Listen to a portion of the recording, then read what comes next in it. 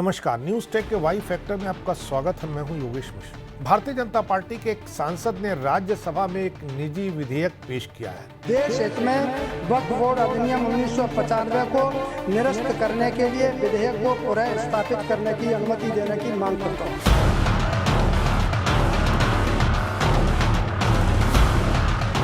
अगर यह विधेयक पास हो गया तो आजादी के बाद के भारत में एक क्रांतिकारी बदलाव की शुरुआत करेगा। यह विधेयक मांग करता है कि वक्फ एक्ट खत्म किया जाए।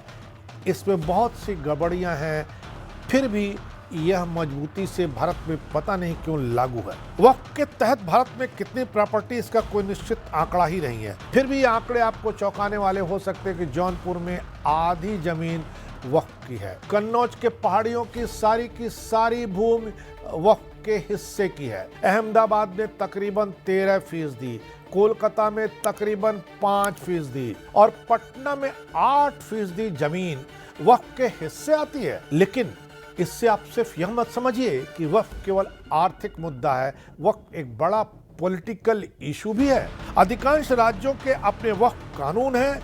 केंद्र में लगभग हमेशा एक समग्र कानून लागू होता है। आखिरी वक्फ अधिनियम 2013 का था।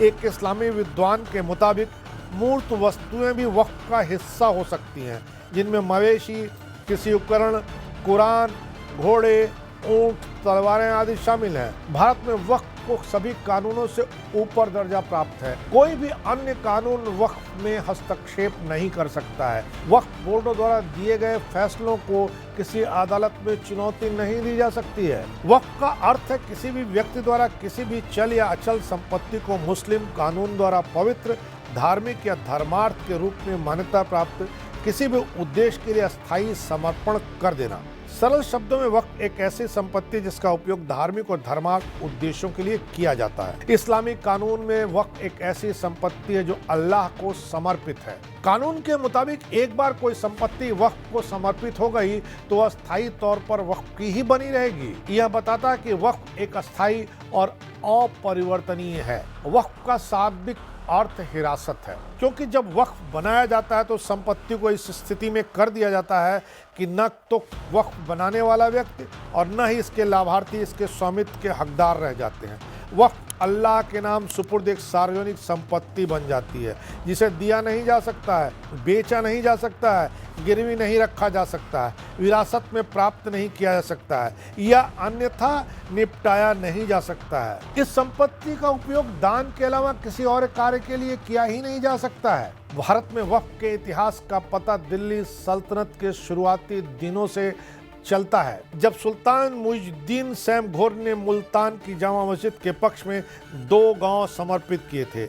इसका प्रशासन शेखुल इस्लाम को सौंप दिया था। जैसे जैसे दिल्ली सल्तनत और बाद में इस्लामी राजवंश फले फूले और बढ़े, वैसे वैसे भारत में वक्फ संपत्तियों का अंबार बढ़ता चला गया। 19वीं शताब्दी के अंत में भारत में वक्फ के उन्मूलन के लिए एक मामला लाया गया। हुआ यह कि ब्रिटिश राज के दिनों में वक्फ की एक संपत्ति का विवाद लंदन की प्रिवी काउंसिल तक पहुंचा। मामले की सुनवाई करने वाले 4 ब्रिटिश न्यायाधीशों ने वक्फ को सबसे खराब और सबसे हानिकारक प्रकार की शाश्वतता के रूप में वर्णित किया। इसी के साथ उन्होंने वक्फ को अमान्य घोषित कर दिया। लेकिन प्रिवी काउंसिल के उन 4 न्यायाधीशों के निर्णय को पता नहीं क्यों भारत में लागू ही नहीं किया गया। तब जबकि भारत उस समय ब्रिटेन की महारानी के अधीन था और दोनों देशों में एक तरह के कानून चला करते थे। 1913 के मुसलमान वक्फ मान्यकरण अधिनियम ने भारत में वक्फ की संस्था को जिंदगी दे दी। तब से वक्फ पर अंकुश लगाने का कोई प्रयास नहीं किया गया। वक्फ अधिनियम को 22 नवंबर 1995 को लागू किया गया था। इस अधिनियम के तहत वक्फ ट्रिब्यूनल को एक सिविल कोर्ट माना जाता है। वक्फ ट्रिब्यूनल के फैसले किसी भी सिविल कोर्ट से ऊपर माने जाते हैं। इन्हें सिविल कोर्ट में चुनौती नहीं दी जा सकती है। अधिनियम की धारा 104 के तहत इस्लाम नहीं मानने वाला व्यक्ति भी मस्जिद, ईदगाह, इमामबाड़ा, दरगाह, खानगा, मकबरा, मुस्लिम कब्रिस्तान, चलूट्री या मुसाफिर खाने के लिए वक्फ को अचल संपत्ति दान कर सकता है। ऐसी संपत्ति भी इस अधिनियम के तहत शासित होगी। तुर्की, लीबिया, मिस्र, Sudan, Lebanon, Syria, Jordan, Tunisia और इराक जैसे इस्लामी देशों में वक्फ मौजूद ही नहीं है। लेकिन भारत में पता ही नहीं है कि वक्फ की संपत्तियां कितनी हैं। बेशुमार संपत्तियां आज की तारीख में गिनी नहीं जा सकती हैं, जबकि कट्टर इस्लामी देश सऊदी अरब में वक्फ की गिनी चुनी संपत्तियां हैं, जिनकी संख्या 33,229 है। दरअसल वक्फ संस्थाएं मुस्लिम दुनिया के सभी हिस्सों में लोकप्रिय नहीं है। पश्चिम अफ्रीका में वक्फ संस्था के बहुत कम उदाहरण पाए जाते हैं। वहीं हमास के अनुसार संपूर्ण ऐतिहासिक फिलिस्तीन एक इस्लामी वक्फ है। वक्फ एक्ट 1965-1995 के अनुसार अगर वक्फ बोर्ड किसी ज़मीन पर अपना दावा करता है तो वक्फ के सर्वेयर उस ज़मीन पर जाकर उसका सर्वे करते हैं। अगर उन्हें ऐसा लगा कि ये वक्फ बोर्ड की ज़मीन है तो उसे अपने रिकॉर्ड में चढ़ा लेते हैं। लेकिन अगर किसी को वक्फ बोर्ड के इस कृत्य पर आपत्ति है तो उसे वक्फ ट्रिब्यूनल में ही इसकी शिकायत करनी होगी। वक्फ ट्रिब्यूनल का फैसला उसके लिए बाध्यकारी होगा। राजस्थान के एक मामले में हुआ भी ऐसा। उस जमीन पर मौजूद चबूतरे और दीवार की वजह से वक्फ बोर्ड के सर्वेयर 1965 में उस जमीन पर गए और उस जमीन को वक्फ बोर्ड की संपत्ति घोषित कर उसे वक्फ बोर्ड के रिकॉर्ड में दर्ज कर लिया।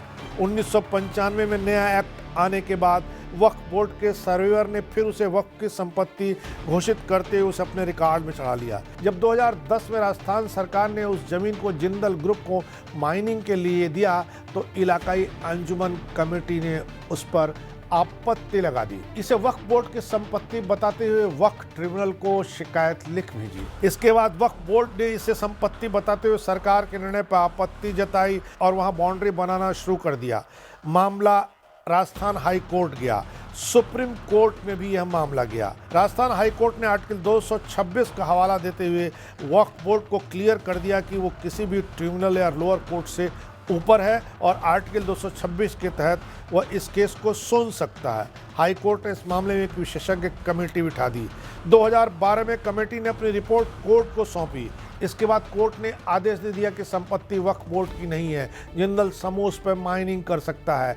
वक्फ बोर्ड इसके बाद इस मामले को लेकर के सर्वोच्च अदालत चला गया। सुप्रीम कोर्ट ने कहा आपने क्या सर्वे किया, आपके रिकॉर्ड में क्या चढ़ गया, इसका आपको सबूत देना पड़ेगा। इस मामले में जिस प्रॉपर्टी की बात है उसे न तो किसी ने आपको दान में दिया, न आपने खरीदी, न तो उसकी कोई डीड आपके पास है। इसलिए यह प्रॉपर्टी वक्फ बोर्ड की नहीं है। इसे माइनिंग के लिए दिया जाना कानूनी है, जायज है। वक्फ बोर्ड का इस पर कोई हक नहीं बनता है। भारत में वक्फ को सभी कानूनों से ऊपर छूट प्राप्त है। कोई भी अन्य कानून वक्फ में हस्तक्षेप नहीं कर सकता है। शहरी भूमि सीमा अधिनियम सभी शहरी केंद्रों पर लागू हो सकता है, लेकिन वक्फ संपत्तियों पर क्यों नहीं? किसी अन्य धर्म या किसी अन्य समुदाय को यह विशेषाधिकार क्यों नहीं हासिल है? हिंदू, ईसाई, पारसी, बौद्ध, जैन, इन सब के पास एक समान अधिकार है। सिर्फ मुस्लिम समाज को वक्फ का अतिरिक्त अधिकार क्यों मिलना चाहिए? स्वतंत्रता के बाद भारत में जमींदारी और जागीरदारी प्रथा खत्म की गई, लेकिन वक्फ कानून पर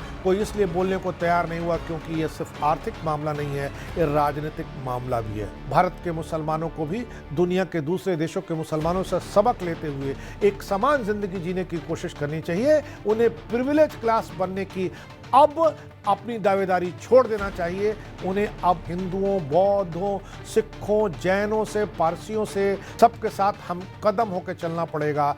कोई उनके पीछे नहीं चलेगा और उन्हें किसी के आगे चलने का हक नहीं मिलेगा। ऐसे में वक्फ कानून को खत्म करने की बात भले ही प्राइवेट मेंबर बिल के मार्फत आई हो, उसका स्वागत किया जाना चाहिए। उसे लोकसभा और राज्यसभा दोनों को पास कर देना चाहिए। वक्फ बोर्ड खत्म करने के लिए मुसलमानों को भी आगे आना चाहिए। इस बार इतना ही। अगली बार फिर मिलेंगे किसी नए सवाल पर नए ढंग से बात करने के लिए। तब तक के लिए नमस्कार।